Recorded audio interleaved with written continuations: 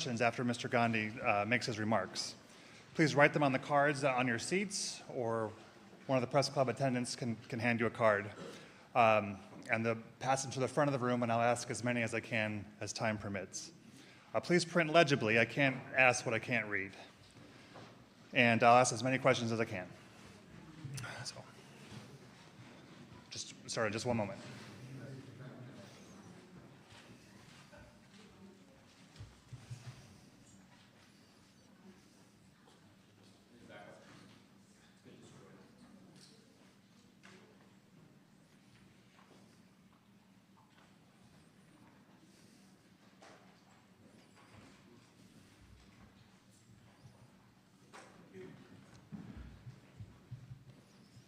Okay.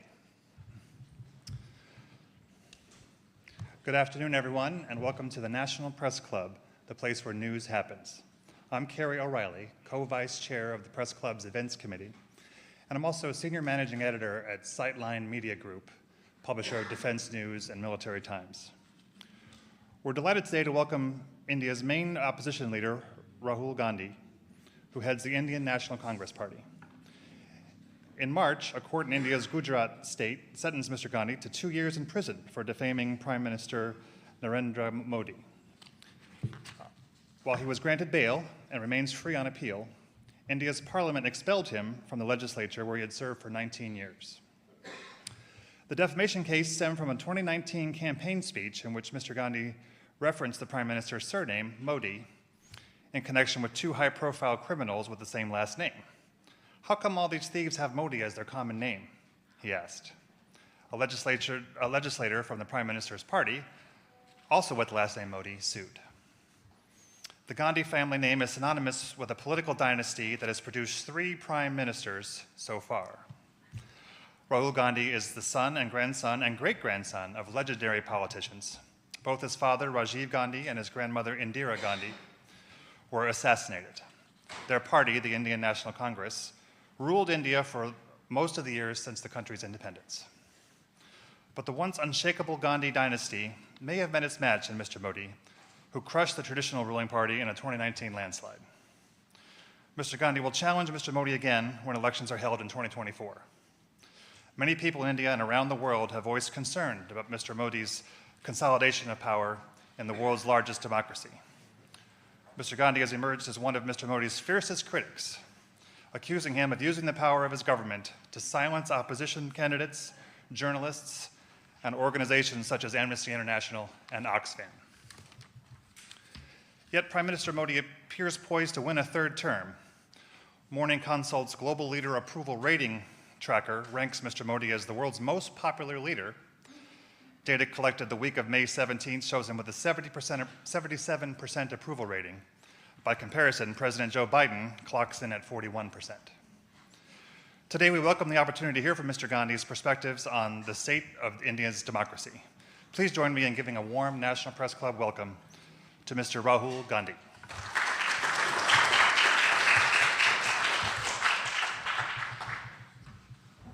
Do you want to make some remarks, or we'll just go right into questions? Yeah, we can. Thank you very much for inviting me here. Certainly.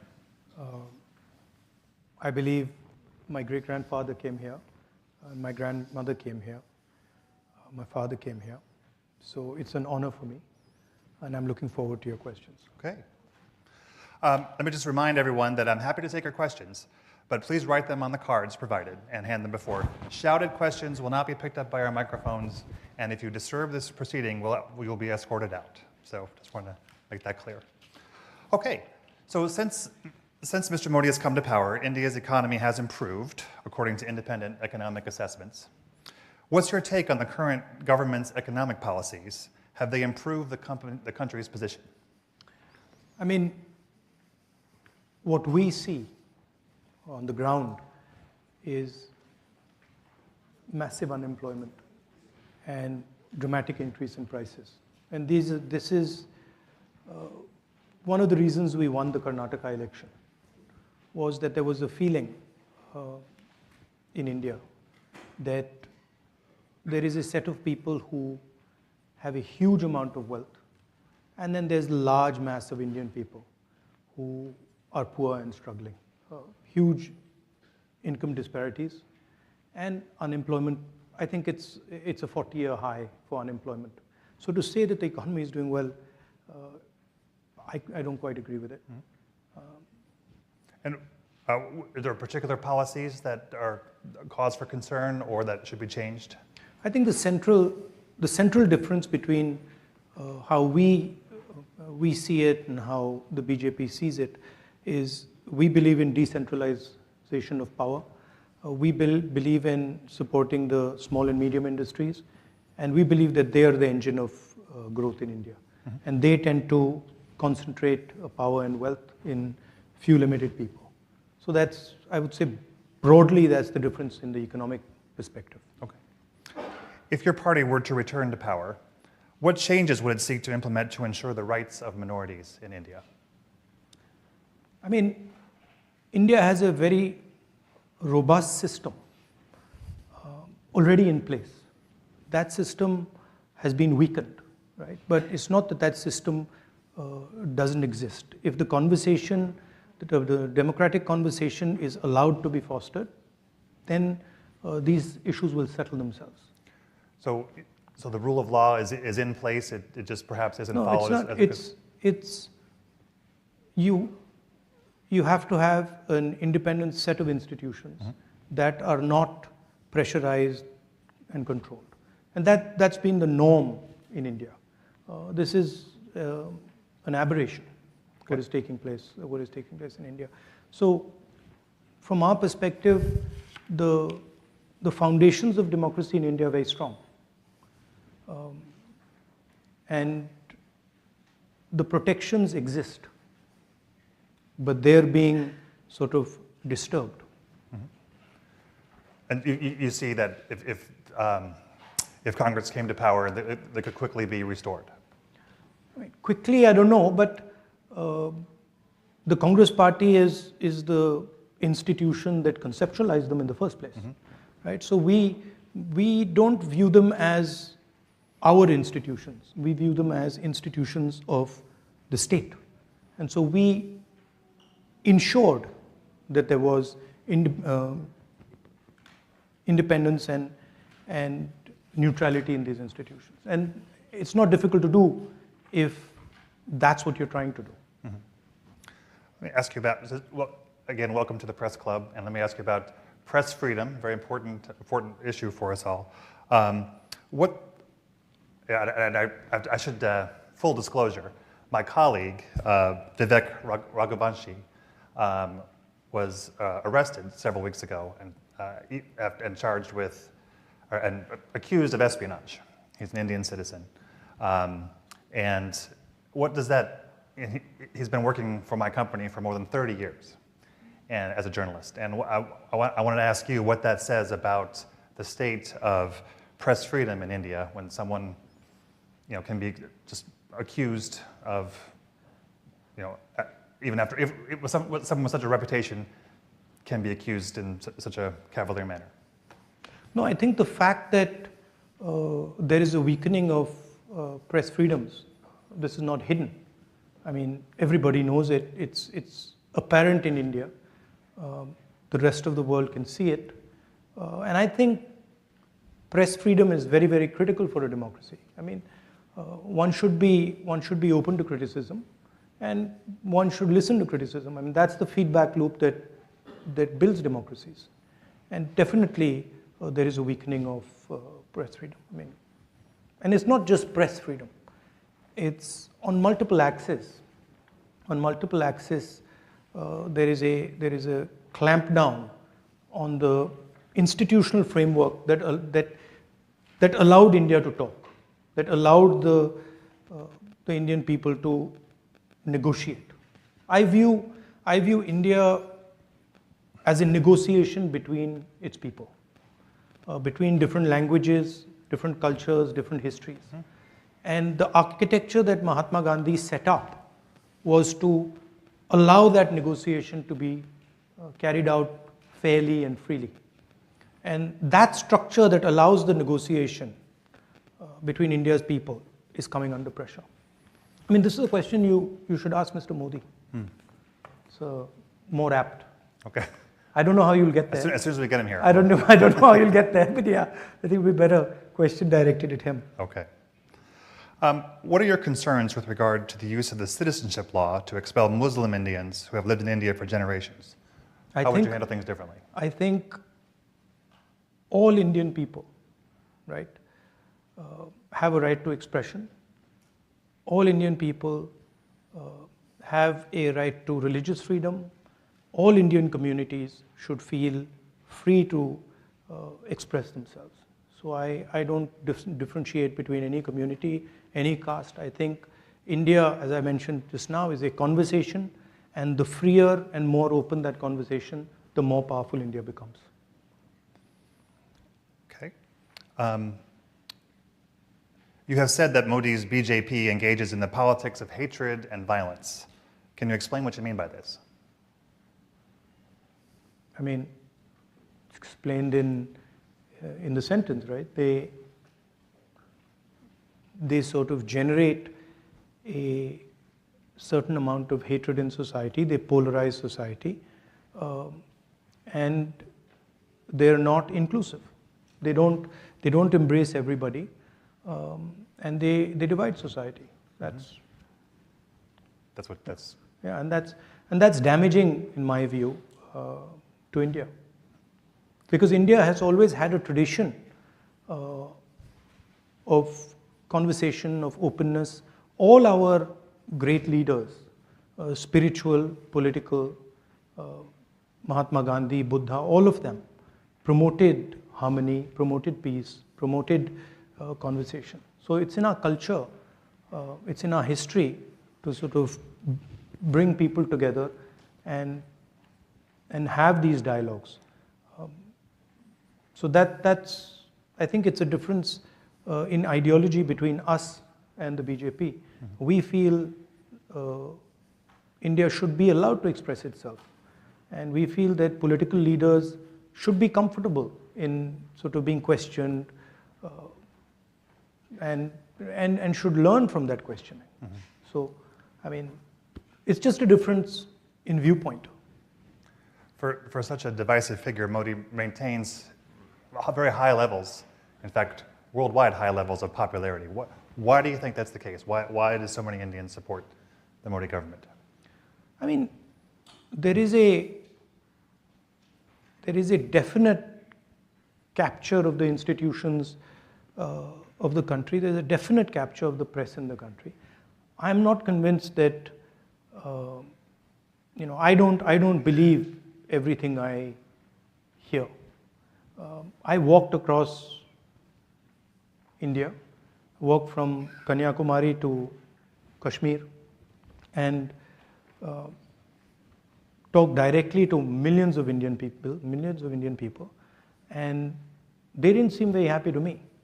And they were very clear that there were serious issues with regards to unemployment. There was massive price rise. So there was an angst in the people. Now, and look at the Karnataka election, and wait and watch the next 3 or 4 state elections. Mm-hmm. That I think is a better indicator of what's going to happen. You're here in Washington. Washington has a cozing up, if you will, to the Modi government. Do you feel like this is a mistake? Do you feel like this is not a U.S. should pursue who am I to advise? Policies? Who am I to advise Washington on what they want to do? Mm-hmm. I mean, it's their choice. They have to decide about these things. It's pretty clear from our perspective where we've got to go. There are certain values that we protect, and we're very serious about protecting those values. As I said, the conversation between the people of India, the idea that all Indians should have space, equal expression. These are things that for us are non-negotiable, and we fight for them, and we pay the price. Mm-hmm. I have a comment from the audience here.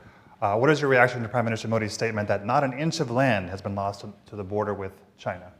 And can you talk about India's relationship with China and how it's changing?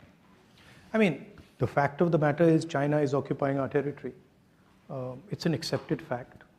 I think 1,500 square kilometers, land the size of Delhi is occupied by them. And I think, it's absolutely unacceptable. Prime Minister seems to believe otherwise. I don't know. I mean, maybe he knows something we don't know. I'm going to ask about Kashmir. India is positioning Kashmir as a tourist destination, while certain populations are persecuted. Do you see this as the path to prosperity for that region? No, I think everybody in India has a democratic right. Every single person in India should be allowed to be part of the conversation. I think there are things that can be improved in Jammu and Kashmir with regards to that conversation, and we are committed to improving the conversation, the democratic conversation in Jammu and Kashmir. Says you talked about secularism and democracy while opposing the Hindu party BJP. However, Congress in Kerala has been in alliance with the Muslim party, Muslim League in Kerala, the state from which you were MP for more than, the state you are the MP for more than 70 years. Muslim League is a completely secular party. Right. There's nothing non-secular about the Muslim League. Questions are a little disjointed. Sorry about that. I think the person hasn't studied the Muslim League. Back to politics. How united is the opposition in India, and why isn't Congress supporting Kejriwal on the ordinance issue? Well, that's an internal discussion we are having. The opposition is pretty well united, and I think it's getting more and more united. We are having conversations with all the opposition, and I think quite a lot of good work is happening there. Okay. Yeah. It's a complicated discussion because there are spaces where we are competing also with the opposition. Mm-hmm. So it's a little bit of give and take is required, but I'm confident that will happen. Okay.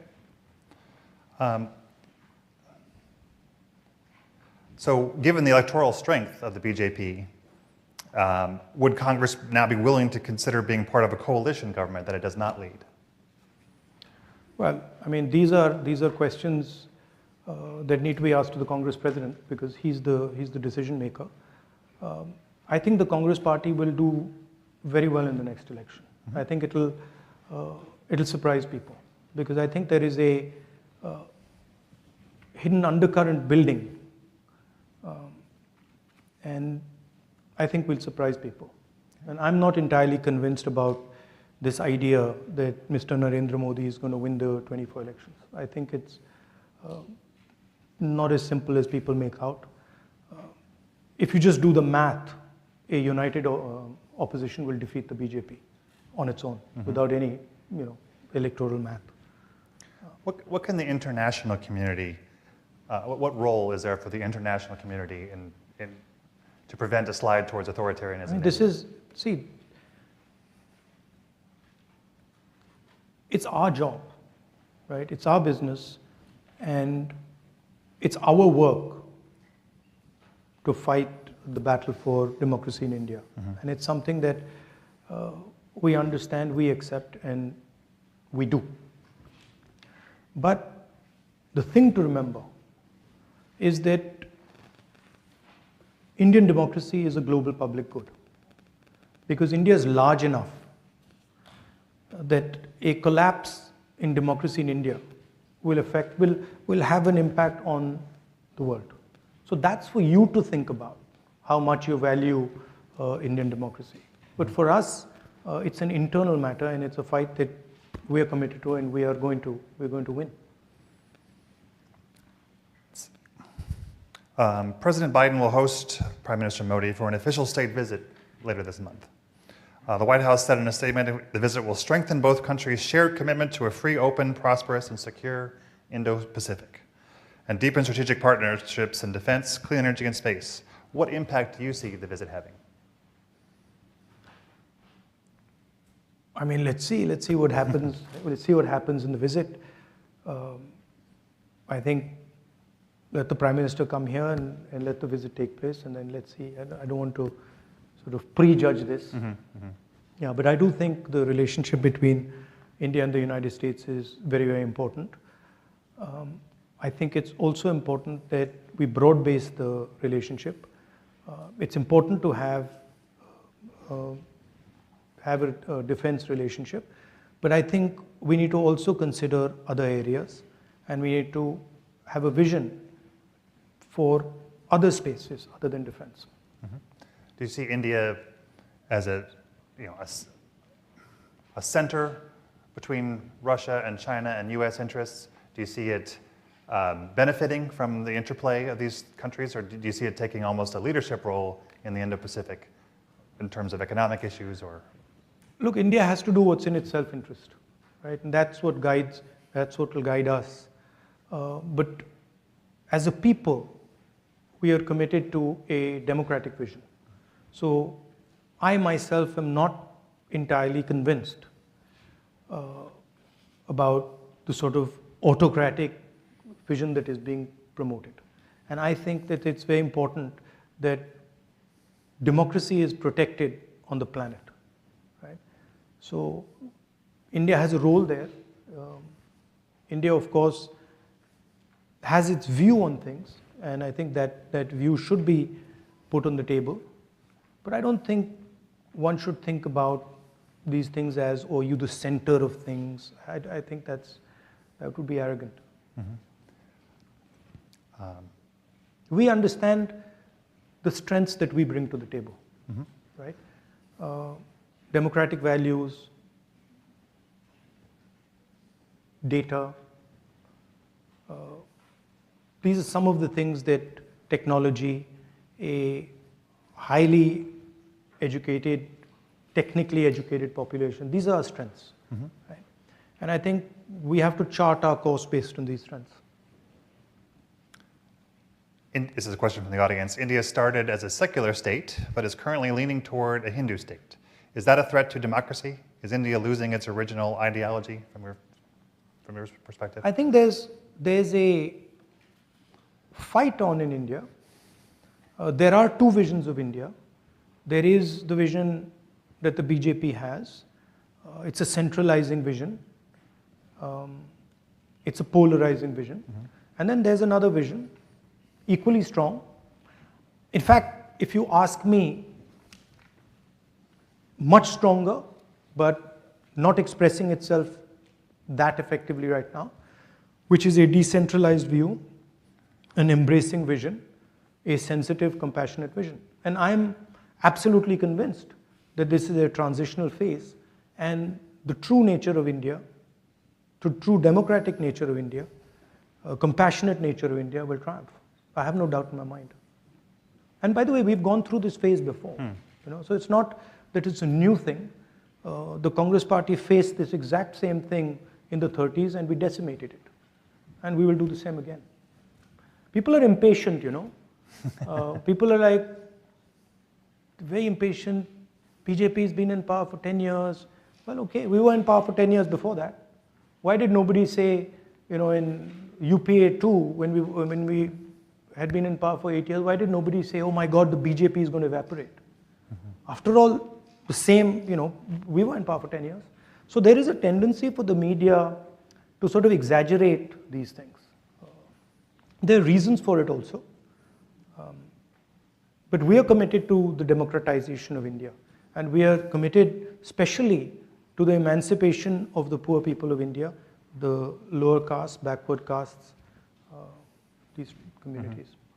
I think I heard you say you described the media in India as somewhat captured by the powers that be. Yeah, I think you could remove the word somewhat. Somewhat.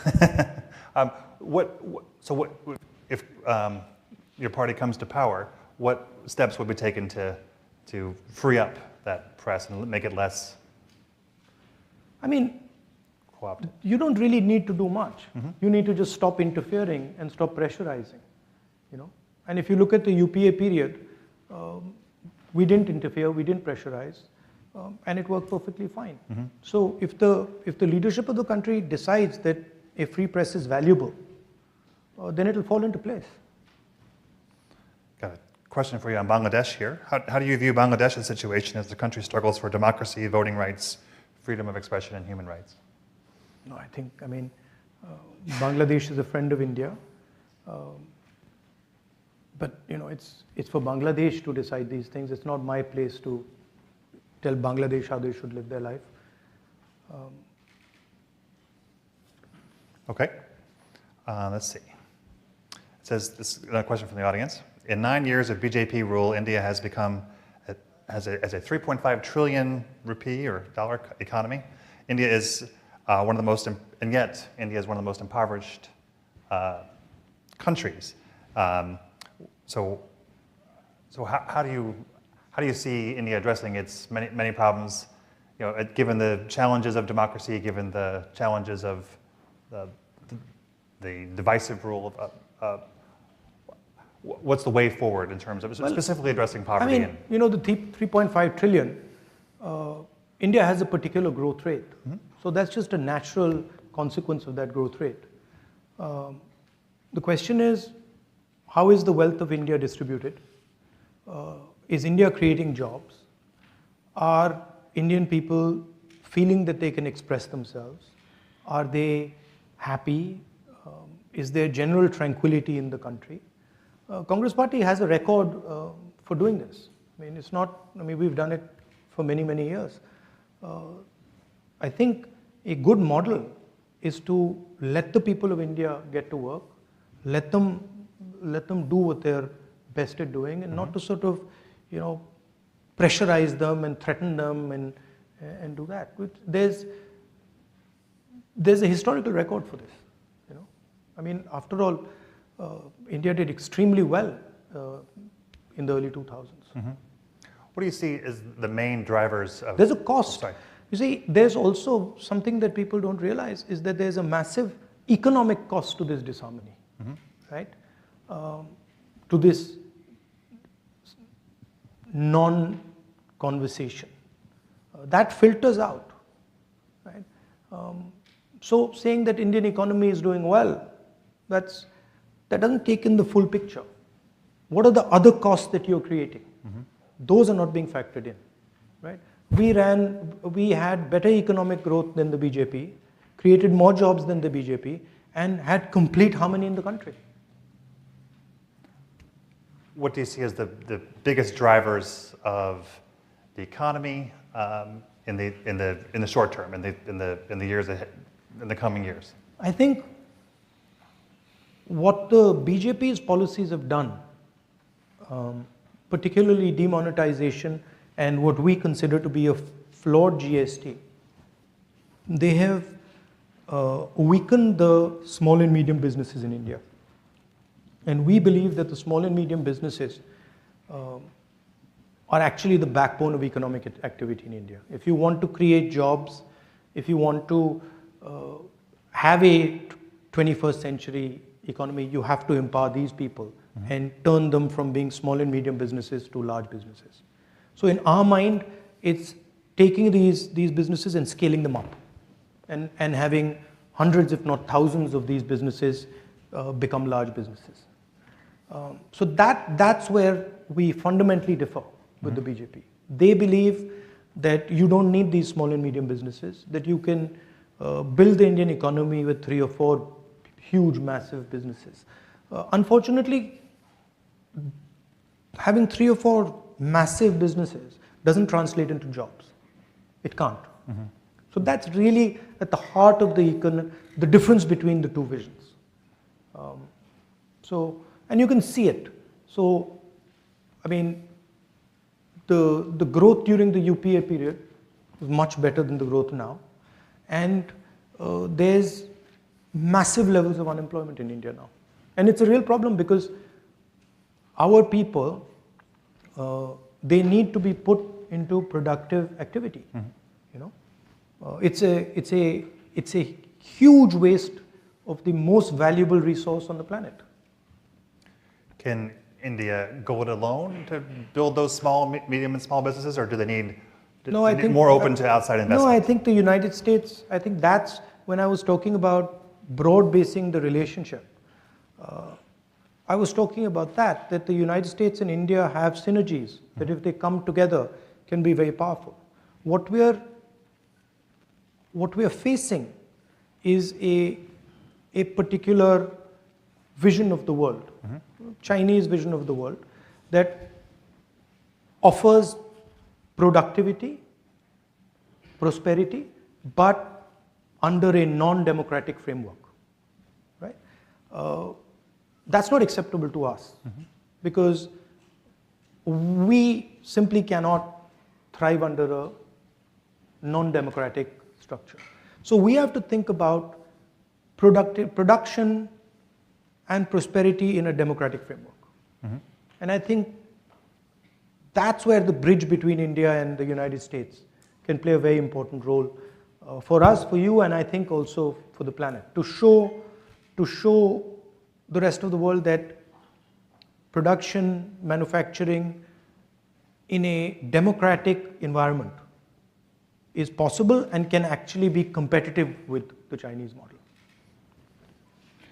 And also while keeping the environment in mind, is the environment a major concern of yours going into the next election? Yes, as I said, you can't ignore costs and pretend they don't exist, right?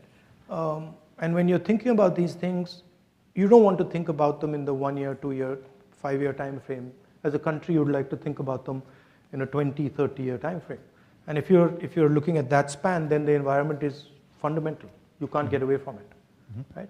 Saying that, the world is in a transition. So we are moving from internal combustion engines to electric motors. There is an energy transition taking place. So we have to adapt ourselves to benefit from those transitions. And I think India is very well placed to do that. Would you consider a big increase in exports one way of measure that, or is it really about innovating the economy to take advantage of these new technologies? It's both, right? If India starts manufacturing, starts producing, it will start to export as well, right? I think there is a opportunity for India to successfully compete with the Chinese on manufacturing. We might not end up doing it the way they do it. So we might not end up having huge factories. We might end up having smaller factories with high technology embedded in them. So the system will probably look different, but the end result would be similar, that we would compete with China and you would see made in China and you would see made in India. Can you do it without more Chinese investment? Is there enough money coming in from elsewhere? Yeah, no, that's where the India-US relationship should be looking. I mean, that to me is what the conversation should be about. How do we build this alternative production system, alternative manufacturing system? And I think there's a lot of interesting things there because of our size, because of data, because of our technological capabilities, your technological capabilities. So I think the strengthening of the bridge between the United States and India and the widening it, taking it from a 2-lane highway to a 10, 15, 20-lane highway is how I think about it. Does the U.S. Tendency to flirt with the debt ceiling and so on give you pause as far as partnering with America in the long These term? things, there are always stumbling blocks. There are always relationships like that between the United States and India. They will move very fast, and they'll slow down. They'll move very fast. But as long as the progression is in the right direction and you're focusing on the right things, I think you'll end up resolving the problems. A couple more questions from the audience here. If you believe the BJP pushes hard propaganda, how do you tackle the government messaging heading into 2024? Well, we had been struggling with this for some time, and we came across this very simple idea, which was to walk from Kanyakumari to Kashmir, and it was shocking at how effective that idea was. I was just frankly blown away, because when we went directly to the people, no amount of force worked. I mean, the BJP was trying everything they could to not allow the yatra to be successful. It didn't work. So it was very interesting. I think all this propaganda doesn't work if you go close to the people. If you're far from the people, it's very easy. But once you start going close to the people and you start having conversations, you start walking on the streets, you start physically meeting people, it doesn't work.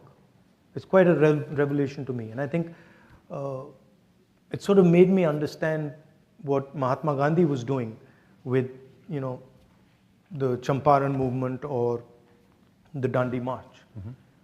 I think, as I was saying in Stanford yesterday, in the West and in India, there is a distance between the people and the political class.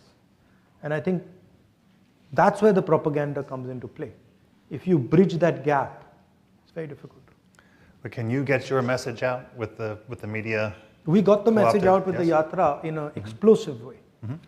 I mean, fantastic. So the people of India are hearing your message? Loud and clear. Yes. And I mean, it's obvious. It's obvious to every single person in India that the yatra, the message of the yatra, India needs to stand united, India needs to work together, resonated with BJP people. Some days back, I was somewhere and I had one of the spokesmen of the BJP who just bumped into me, and she said that this was a very powerful thing that you did. All right. Why should religious minorities see your party as an alternative to the BJP's politics? Because it's not just religious minorities, it's everybody. Because we give space to all ideas in India, all communities, all religions. Our party is, and the design of our party and our original designer, Mahatma Gandhi, designed the party to be based on truth and non-violence, compassion, affection. So it's a completely different philosophical architecture than the BJP. Yeah. It says, It's a different vision of India. It views India as a conversation. It views India as multiple ideas. It's a bit like, the melting pot idea in the United States, where everybody comes together and you have a conversation, and then you negotiate. So everybody is comfortable in it. several related questions. Here's one. India has been a country of particular concern in the International Religious Freedom Report for several years, and it talks about the policies against Muslims and so on.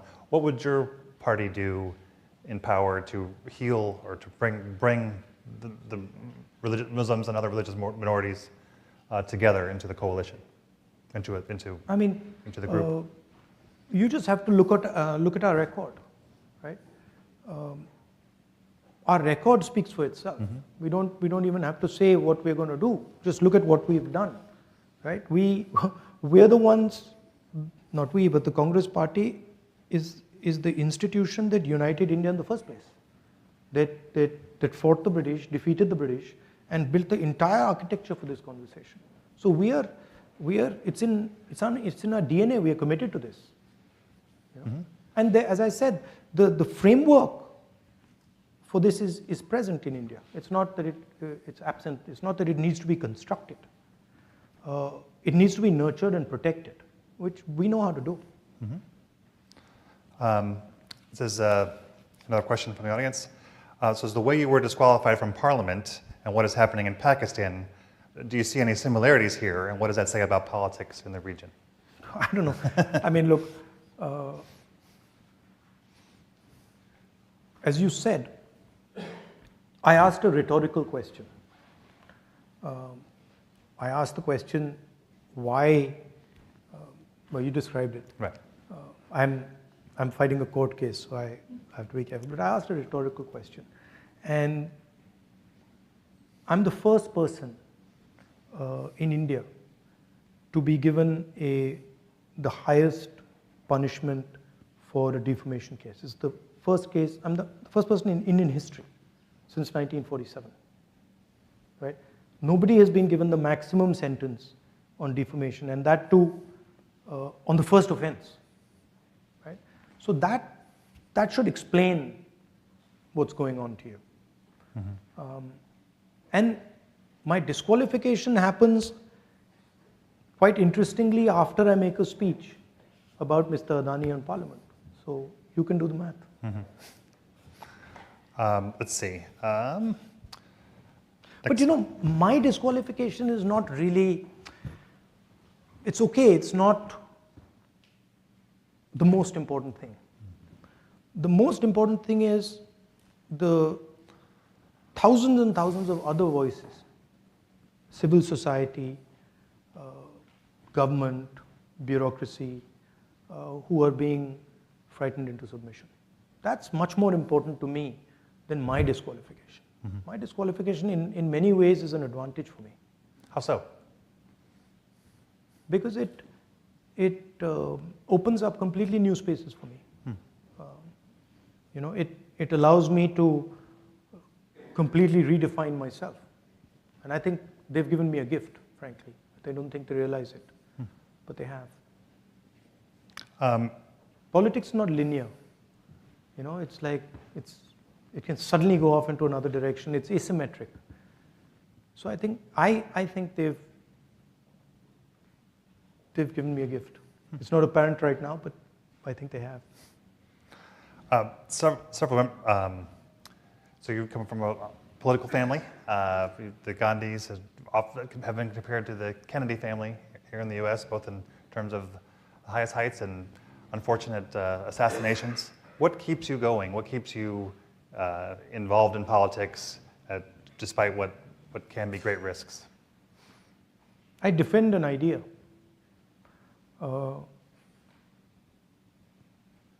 I love the people of my country. In particular, the people who are struggling. I have a bias towards them. And I completely empathize with their struggle. It disturbs me when I see the pain in India. And I have no choice, because that creates a response, emotional response in me that I can't fight. So it's just natural. And also, I've grown up with a sort of narrative about my country, Gandhian narrative of what the country is, what it should look like, what is important. So that's what drives me. I'm not concerned really about, you know, threats of violence and assassination and stuff. I mean, everybody's got to die, you know. So, I mean, that's what I learned from my grandmother and my father. So, you don't back down because of something like that. Here's a question that just in. India's relationship with Russia has been controversial since the war in Ukraine began. How would Congress administration handle this relationship or the situation in Ukraine differently? I don't know if you like my answer, but I think similar to how the BJP would or did. We would be responding in a similar way to BJP. Yeah. Okay. Because we have sort of a relationship with the Russians that, you know, can't be denied. It is there. So I think our policy would broadly be similar. From your perspective, has the relationship with Russia changed since the war in Ukraine began?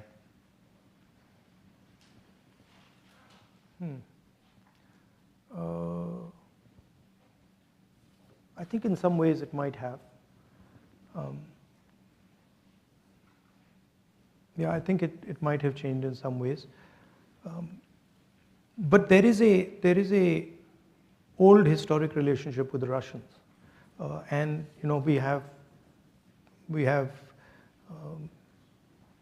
we buy weapons from them. So there are also those type of reasons for this. Mm-hmm.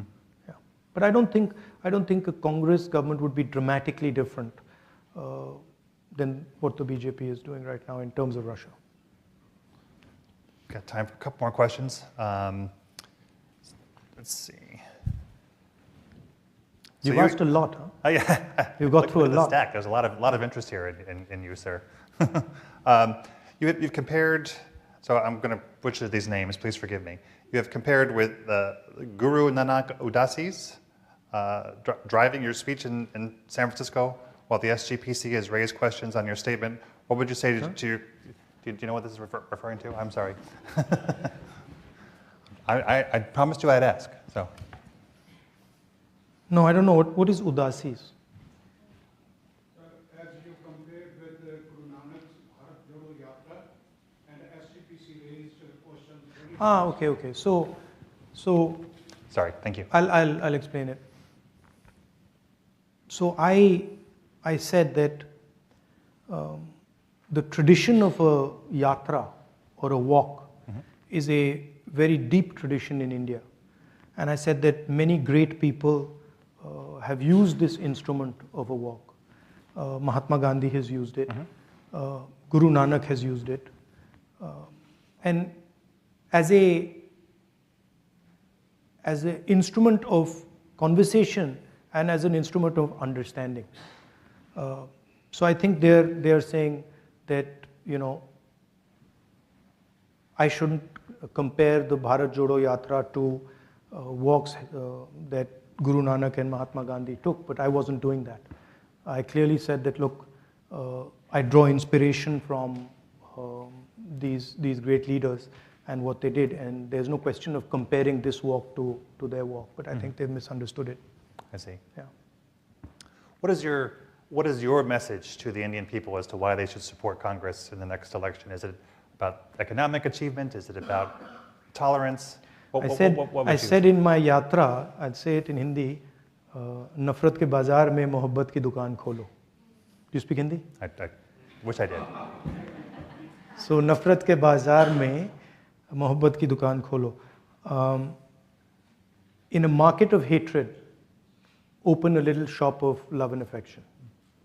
So I believe that India needs to be in harmony. And I believe that India needs to be able to express itself to truly succeed. Right? If you, I don't know of one case where somebody who's angry or somebody who's full of hatred has had an expansive imagination. And India needs an expansive imagination. India needs to dream big. And you can't dream big if the people who are leading you are angry, are violent, are engrossed with hatred. So I feel India has a great opportunity, huge opportunity, which can transform the lives of millions and millions of Indians. But in order to do that, it needs to imagine a new India in a big, dynamic manner. And I think in order to do that, India needs to be in harmony. India needs to start talking to itself. India needs to respect itself. So that would be one element of it. Hatred doesn't work. You know that. Your country knows that better than anybody else. Hatred has never worked. Might work for 6 months, 1 year, and then it collapses on itself. Affection, love always work. They have. I mean, that's what we've been told by the great leaders. All right. Well, I want to thank you for joining us today at the club, and thank Thank you for answering so many questions. This Are you was inviting the perhaps- Prime Minister? perhaps Inviting the Prime Minister? absolutely will invite for his turn. I look forward to hearing it. I also wanted to thank Bill McCarran, Cecily Scott Martin, and Poonam Sharma for their role in bringing this together. And in the perhaps your members of your family have received this in the past, but as a thank you, this is our Press Thank Club you very mug, highly coveted. Perhaps That's nice. It can go on the mantle. You know, I was actually looking for a coffee mug. Okay. Excellent. Thank you. Well, thank you very much. Thank Thank you. you.